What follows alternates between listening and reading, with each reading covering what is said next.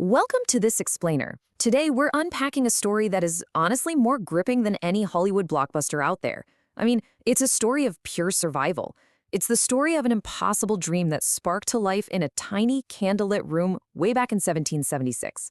We're looking at the source materials surrounding the monumental 250th anniversary of the United States. And guys, it's a narrative built entirely on incredibly high stakes, absolute resilience, and a flame that just simply refuses to go out. July 4th, 1776. Philadelphia. I want you to really put yourself in that candlelit room for a second. The air is literally thick with fear, but there's also this overwhelming sense of destiny. We often look back at this moment as some sort of predetermined victory, but at the time, it was a terrifying leap into the total unknown. A group of individuals dared to believe that free people could actually govern themselves, and they were defying the single most powerful empire on the planet to do it.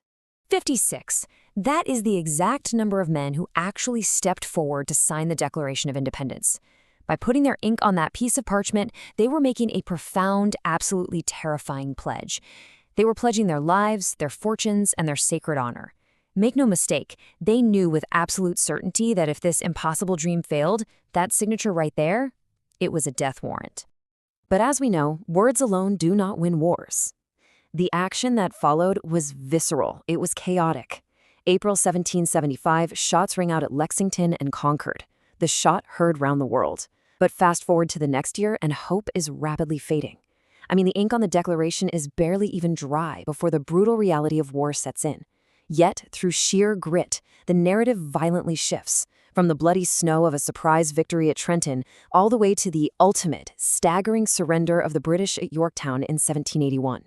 So how in the world did they survive that brutal gap between just having hope and actual victory?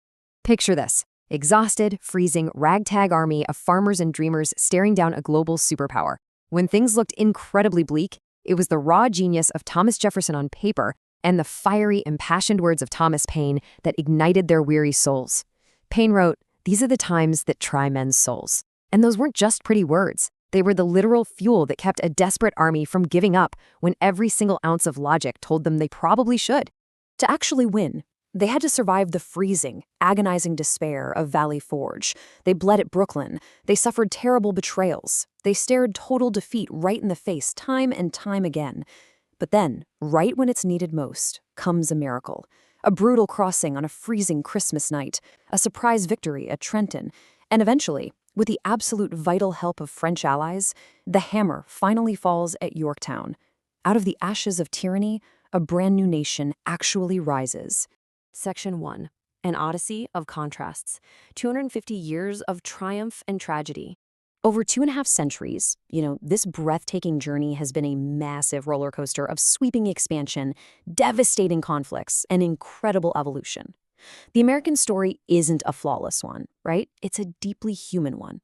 On one side, we have crushing lows, the painful, raw scars of slavery's original sin, periods of deep economic despair, and brutal divisions, including a civil war that very nearly tore the entire experiment apart. But on the exact same token, we see humanity reshaping highs, chains broken by emancipation, the sheer, incredible feat of touching the face of the moon, turning the tide of tyranny and 2 world wars. It's a story of profound darkness and blinding light. But here's what's truly fascinating to me. Every single time that original flame from 1776 flickered and threatened to just go out entirely, it wasn't a king who saved it. It was ordinary citizens. It was the suffragettes demanding a voice, the Tuskegee Airmen taking to the skies, the millions walking in the March on Washington fighting for equality. It was entrepreneurs building the future in their dusty garages, and first responders running headfirst into danger. Ordinary people are the ones who fanned that flame back to life. Section 2, 2026. The Centennial Party. Celebrating 250 years. Fast forward through 2.5 centuries of struggle and progress, and the country is just erupting in this explosive, joyful celebration of that improbable experiment, not just surviving, but thriving. Look at the sheer scale of these coast-to-coast events uniting millions of people. You have the Sail 250 tall ships from all around the world slicing through the waves into our harbors, looking like these magnificent ghosts of 1776 returning in glory. The National Mall has been completely transformed into a massive Great American State Fair. There's a special July 4th ball drop right in Times Square, and down in Philadelphia, they're actually lowering a massive time capsule into the Earth, sealed tight until the year 2276, so our descendants will know exactly who we were. 850,000. That is the staggering number of fireworks shells literally lighting up the sky over the Capitol, in a record-breaking symphony of light and sound. Stadiums are shaking with concerts, neighborhoods are just overflowing with block parties.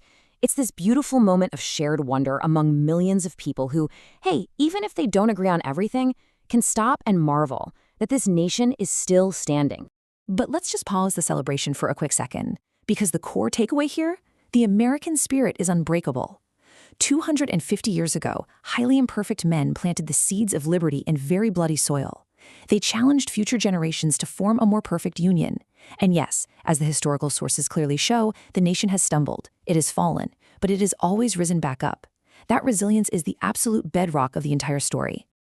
And as we wrap up this explainer, there's a pretty urgent challenge that falls directly to you. Amidst all the massive fireworks and the tall ships, a much deeper question is burning. Will we keep the flame alive? You see, this anniversary isn't just about nostalgia or looking backward at old history books. It's a baton being actively passed directly to us, right here, right now.